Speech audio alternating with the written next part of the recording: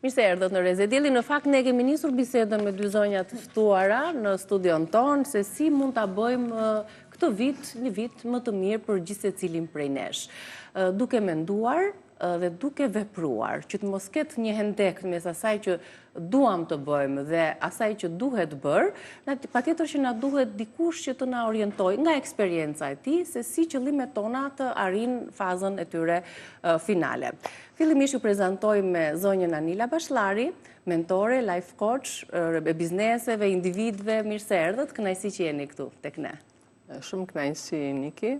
Dhe vi gjithmonë me kënaqësi sepse emisionet e tua më pëlqejnë shumë. Kanë përmbajtje dhe japin një vlerë të shtuar për publikun që ka shumë nevojë për të dëgjuar këto tema, për shëndetin e tyre disa dimensional, fizik, mental, emocional dhe shpirtëror. Shumë faleminderit. E thënë nga ju merr një vlerë të veçantë. Faleminderit për vlerësimin.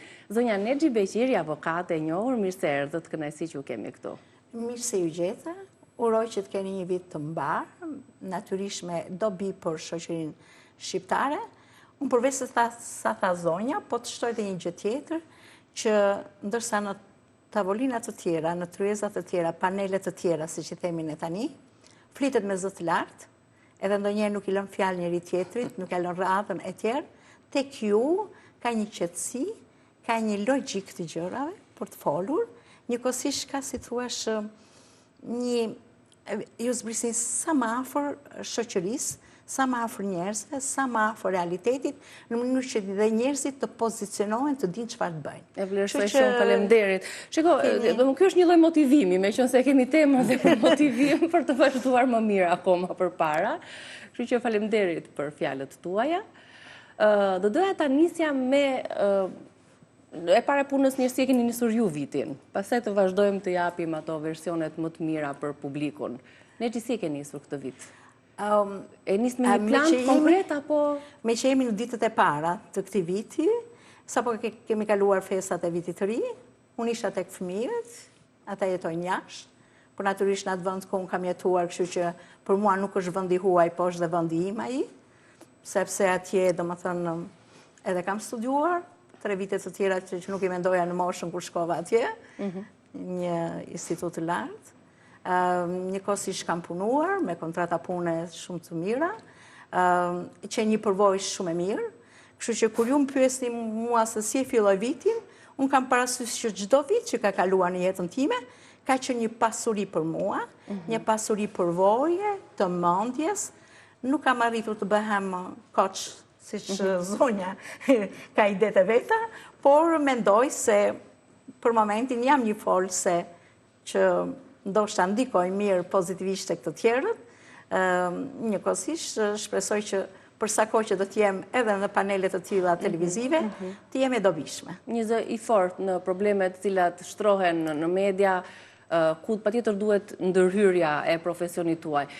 Ju pyeti pak më parë para se të ishim për publikun në ekran, zonja Nexhi, ku është ndryshimi midis një mentore dhe një coach? Në ditët e sotme, duke qenë se janë terma të viteve të fundit dhe publiku duhet i njohë patjetër. Është një pyetje shumë interesante në fakt që shumë pak njerëz e bëjnë se i klasifikojnë të dyja si e njëjta gjë. Në fakt, mentori është një person i cili ndan eksperiencën e tij me ty. Dhe ndoshta atë eksperiencë 30-40 vjeçare që ka arritur me një performancë të caktuar, ti e përfiton për një kohë shumë të shkurtër.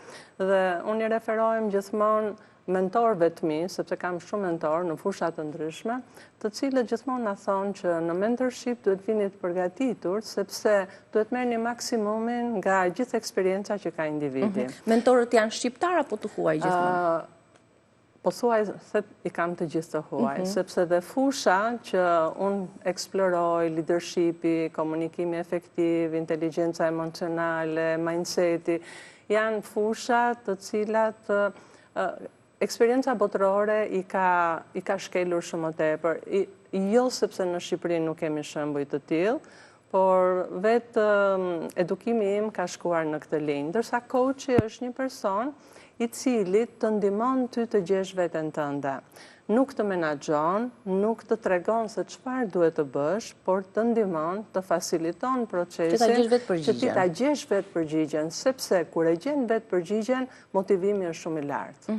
Në momentin që të thot dikush bë këtë, është okej, por është një motivim i paqëndrueshëm, sepse ti nuk e kupton thellë brenda vetes. Në coaching, momenti më i bukur për mua është kur klienti thot, wow, si ndryshova, si u transformova. Që gjen diçka brenda vetes që nuk e kishte menduar kurrë. Një pasion të fshet, një dëshirë. Unë do ta vazhdoja pak të debatin këtu. Deri tani që ne nuk kemi njohur këto terma, të reja që kanë hyrë në jetën e shoqërisë moderne, natyrisht që po hyjnë dhe në Shqipëri. Dhe ne kemi dëgjuar raste kur njerëz të rëndësishëm në Shqipëri kanë një koç. Do të thënë një njerëz që sipas jush e çon atë tek ajo që e transformon vetveten. Coachi synon që të çojë ty në ato drejtime që të arrish në versionin më të mirë të vetes tënde. Që të kesh sukses, natyrisht. Të një lideri më të mirë, për shembull. Marrim leadershipin. Nëse liderat kanë coach, ato nëpërmjet coaching arrin të kuptojnë konceptet e reja të leadershipit dhe të kuptojnë ndryshimin midis një lideri dhe një bossi. Megjithatë ne kemi raste që leadership të caktuar ka një coach, edhe do të thotë që kanë bërë gjithë gjërat shumë mirë. Varet në çfarë fushë Varet në çfarë fushë kanë punuar dhe jo domosdoshmërisht gjithë coachët janë suksesshëm. Megjithatë bota ka kohë që ja aplikon dhe që vepron përmes atëherë unë doja të thosha trajnimeve të tilla. Që meqense është një emision i mëngjesit dhe që na ndjekin shumë dhe pak a shumë e dim dhe shikuesit e emisionit tuaj, çfarë kategorie janë, që janë të shumt, janë dashamirës edhe tuaj, por njëkohësisht duan dhe të blejnë diçka. Atëherë ne kemi shembuj të plot, dua ta vazhdoj debatin edhe me juve, shembuj të plot të njerëzve të cilët pa patur nevojën e një koçi, ose pa ditur që ekzistojnë koç të cilët të ndihmojnë, kanë arritur të kenë sukses, të transformohen, të qartësohen për jetën e tyre, të vendosin objektiva të reja dhe t'i arrin ato. Po patjetër. Unë, domethënë, edhe kur nuk e kemi njohur këtë term, natyrisht që bota ka avancuar dhe tani, si thua, ka profesionist edhe në fushat të cilët ne nuk i mendonim më përpara. Unë do të bëja një koment këtu të vogël, sepse kjo është një temë shumë e gjerë dhe unë nuk e di nëse Niki po që të vendosim disa piketa. Është një temë shumë e gjerë, po më duhet të them vetëm diçka. Çdo individ ka një nivel të caktuar të vetdijes, të awareness-it që quhet, të ndërgjegjësimit, dhe nuk mund të tejkaloj veten për tej asaj niveli. Pra, në qoftë se niveli i ndërgjegjësimit është këtu, personi do të arrijë atë sukses dhe performancë deri këtu. Coach të çon në nivele të tjera. Tani, që të nisim për ata që na ndjekin më konkretisht. Ka filluar një vit i ri. Të gjithë mendojnë dhe thonë që këtë vit do bëj 1, 2, 3, 4. Dikush i mendon, dikush i shkruan. Është më mirë t'i mendojmë dhe të arrim t'i veprojmë, të veprojmë dhe të marrim, le themi, benefitet në muajt në vazhdim, apo t'i shkruajmë dhe çfarë vlere ka njëra apo tjetra. Unë do të thoja diçka, nëse më lejon. Po. Okej. Nga studimet dhe eksperienca botërore, rreth 3% të njerëzve i shkruajnë objektivat në letër. Dhe pjesa tjetër i kanë në mendje. Problematika është që truri është një organ shumë eficient dhe i shërben asaj detyre që vjen e para. Që të thotë, nëse ti në fillim të vitit ke vendosur disa objektiva që do t'i realizosh, por gjatë rrugës të dalin sfida, problematika, projekte të tjera, kjo gjë fillon lihet në hares. Në momentin që ti i shkruan objektivat, truri fillon dhe fokusohet. Dhe objektivat jo vetëm duhet të shkruen, por ti çdo ditë në mëngjes, 2-3 minuta duhet ti lexosh objektivat për ta orientuar ditën tënde drejt realizimit të tyre. Qoftë edhe këto objektiva ditore, javore, se nuk po flasim vetëm për plane afatgjata. Flasim për objektiva një vjeçare. Po flas për objektivat një vjeçare. Çfarë do ti të realizosh gjatë një viti? Dhe më pas këto objektiva një vjeçare ti i zbërthen në objektiva më të vogla që janë 6 mujore, javore e kështu me radhë. Por ti mund vendosësh dhe një objektiv 5 vjeçar që ta zbërthesh me objektiv viti. Por në rastin konkret, po i referohem një objektivi 1 vjeçar. Pra, kur ato janë të shkruara, marrin më shumë vlerë, ti i kujton, ti i lexon, ndërsa kur i mendon, ti dhe mund t'i harrosh. Po, absolutisht. Ngelet në hares, dhe kjo është arsyeja pse rezolucionet e fillimit vitit dështojnë. Nexhi personalisht i vepron. Unë do të thoya një gjë tjetër, procesi më i vështirë është procesi të menduarit. Domethënë të kristalizohet ideja se çfarë pretendon të arrish këtë vit. Domethënë kjo është shumë personale nga çdo njeri.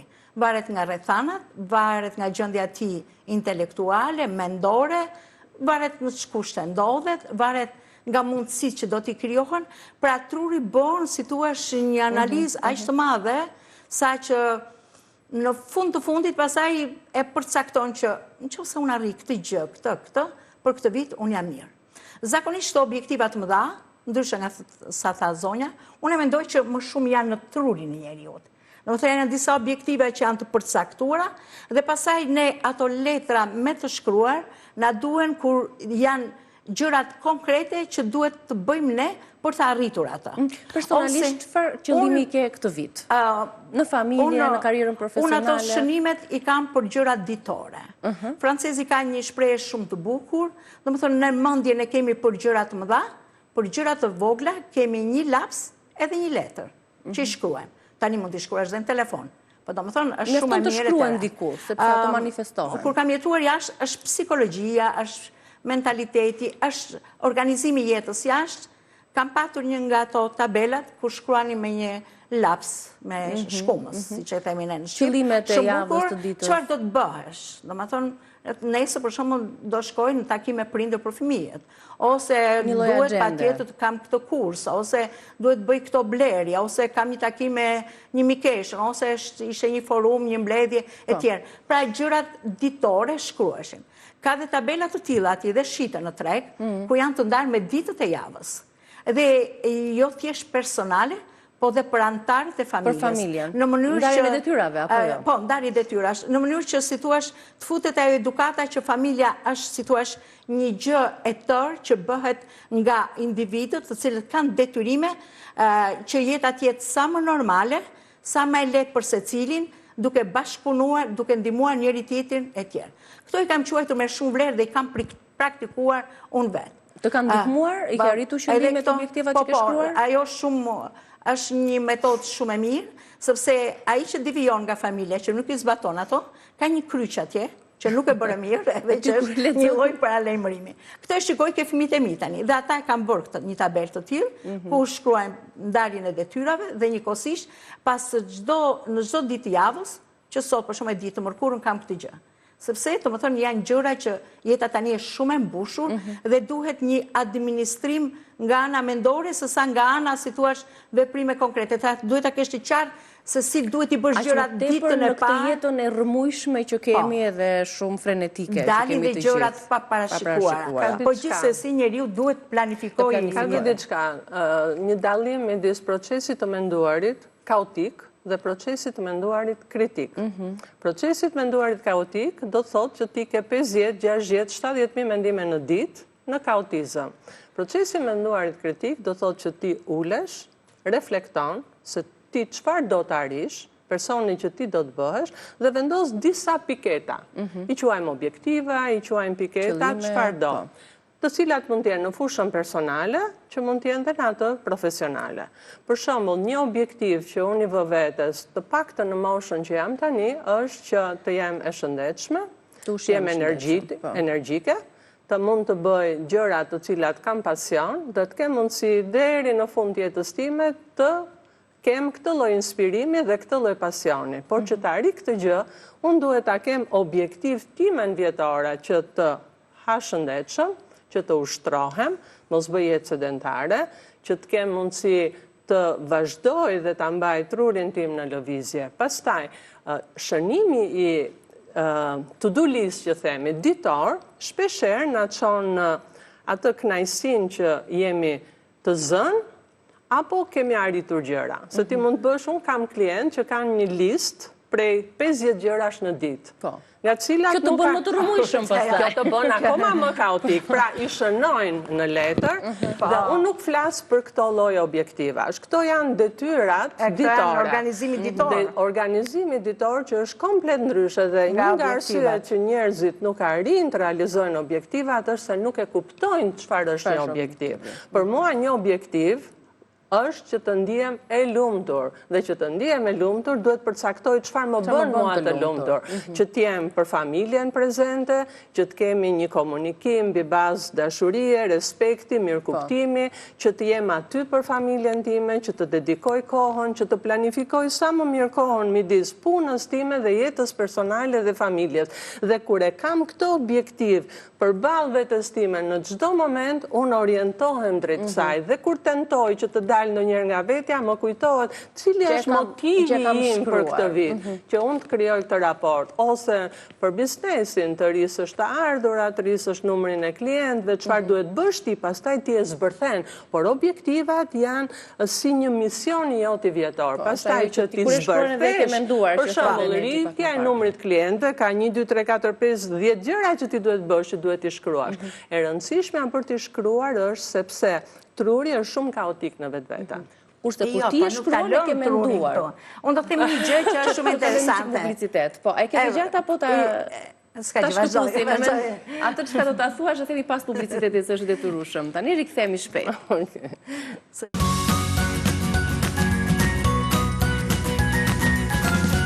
Ndonjëherë objektivat edhe dështojnë, apo jo, nga rrethana të ndryshme. Kështu që Nexhi kishte diçka për të thënë për këtë. Po, ne ishim pak ditë tek fëmijët.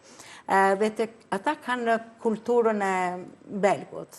Janë shumë të kujdesshëm për orarin e fjetjes, të zgjimit, çfarë do hanë dhe mundësisht dhe ushqimet duhet të jenë të kombinuara, proteinat, yndynat, frutat, karbohidratet e tjerë, ajo pjata duhet i ketë edhe ngjyrat mundësisht të kombinuara. Kjo është ndërgjegjësia, përshëndetje. Edhe neve për shembull, sado që lexojmë, po është tjetër të lexosh dhe është tjetër të bësh objektiv. Kjo është shumë e rëndësishme. Kur bëhet objektiv, atëherë ndërgjegjësohesh që nuk duhet i shmangesh kësaj gjëre. Edhe neve e kemi ardhur me shumë frymëzim.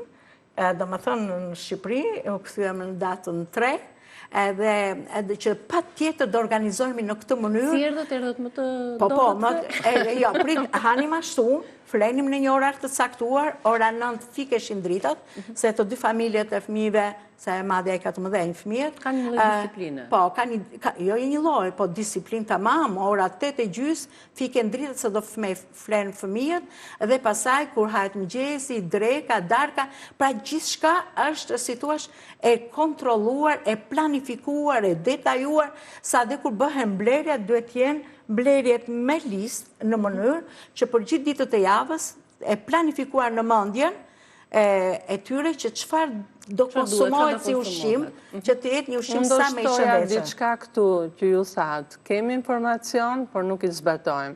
Dhe unë shpeshherë këtë e aplikoj me klientët e mi, se kur thonë e di, unë i them më trego rezultatin. Ti mund të dish diçka, por kjo nëse nuk e zbaton, do thotë që ti nuk e di atë gjë. Edhe ne u kthyem me shumë entuziazëm ditën e parë, ditën e dytë, bëm pazaret, i kemi ndërthuar ato pjatat kështu aq bukur. Siç ja bënte Nusja në Belgjik. Nusja atje.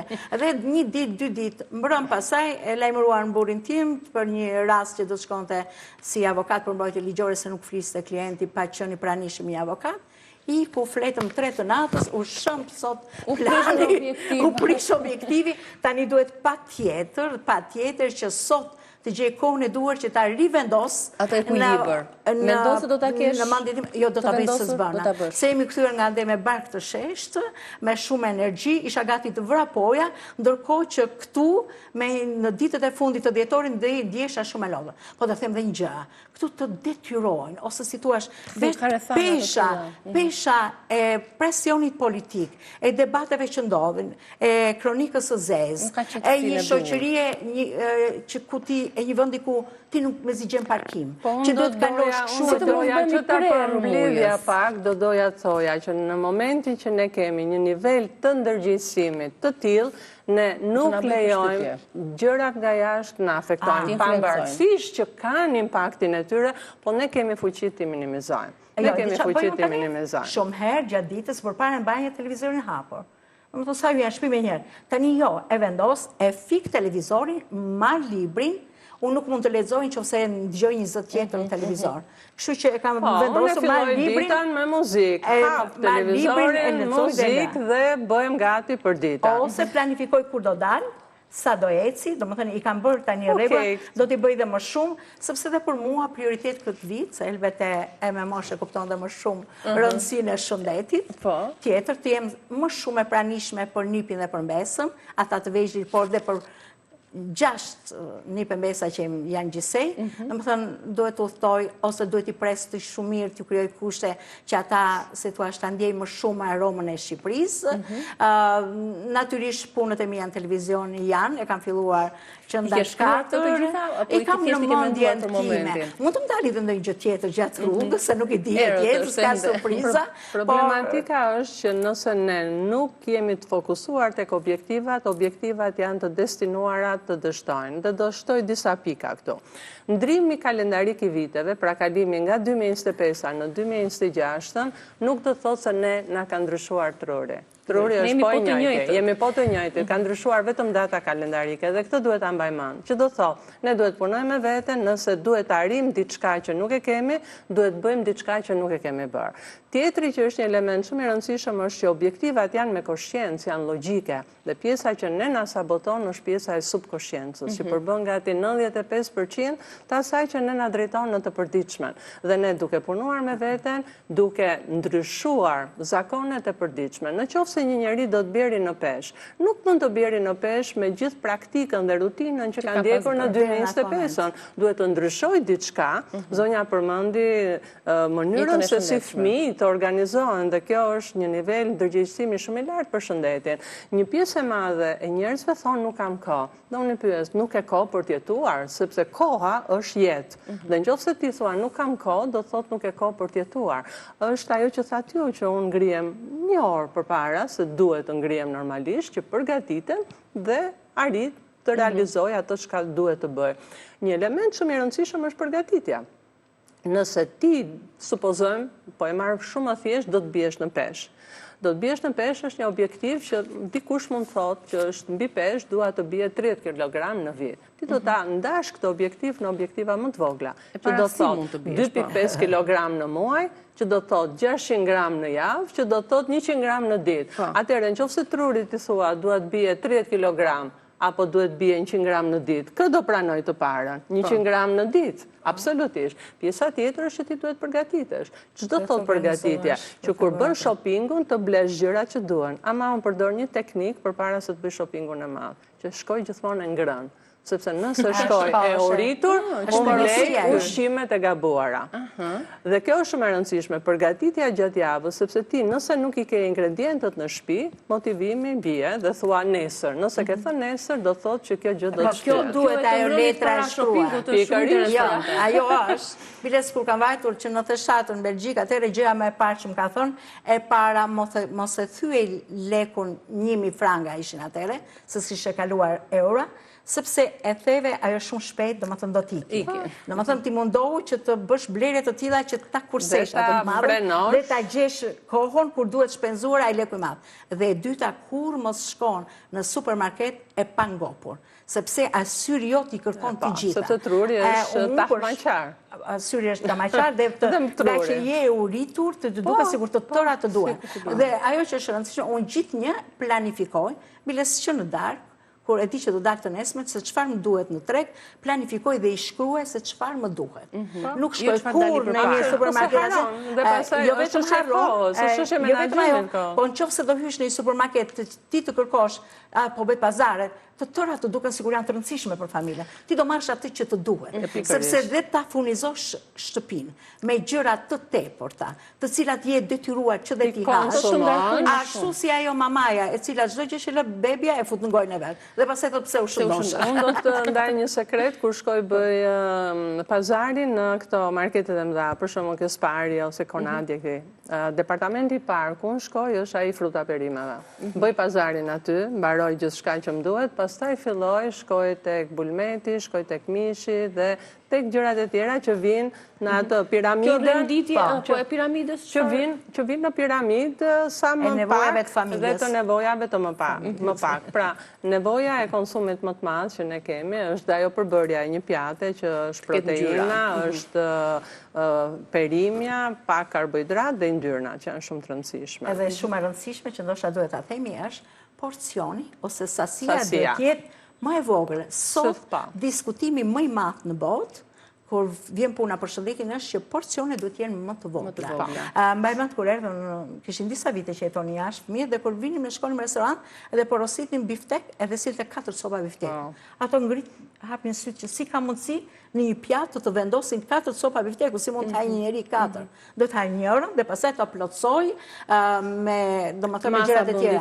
Bile për ta thënë një kuriozitet të fundit, unë isha për kontroll mjekësor ditët e fundit të dhjetorit dhe më thotë ai mjeku, më thotë, shiko, duhet të kesh shumë kujdes me kolesterolin.